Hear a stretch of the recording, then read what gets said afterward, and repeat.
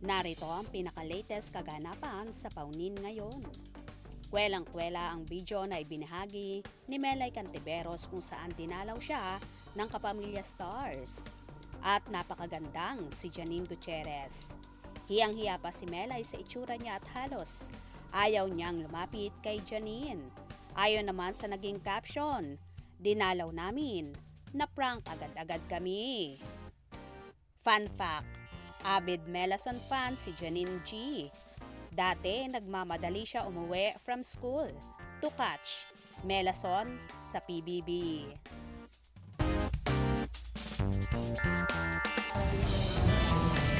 Diyos ko, nagbibigay content kami sa Asia's Comedy. Kasi sinaguan mo kami. Tingnan mo!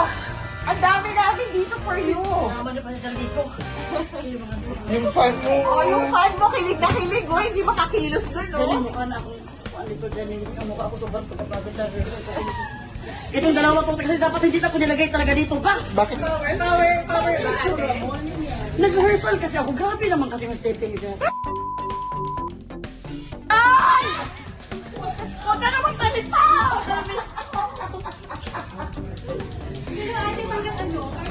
Yung vibe na pag-source ka parang Sarah G, parang naging na rin. Hindi ko mawala. Naman ka magpapakatan. Tabi nga kayo. Huwag mo na kita di kayo. Sobrang gaganda si Kuan. Tabi ka.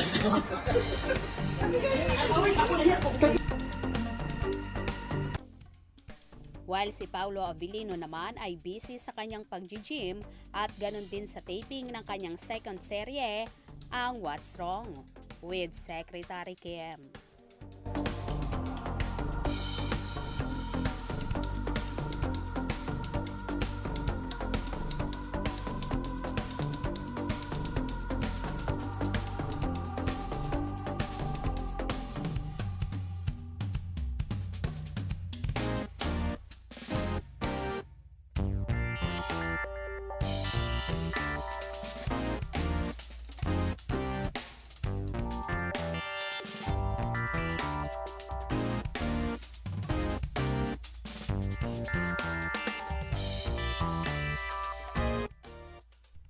Samantala, panibagong trending na naman ang naganap sa naging teaser ng naturang serye kung saan inaabangan na ng kanilang mga tagahanga at ipalalabas na nga ngayong March 18, 2024 sa View Philippines ang What's Wrong with Secretary Kim.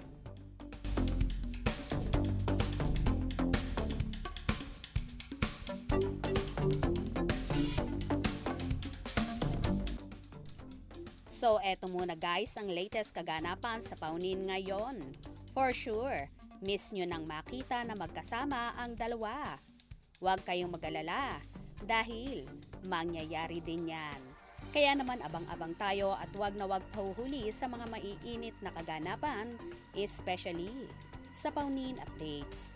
Mga ka-scoop, anong inyong magiging reaction sa video ito? Comment below.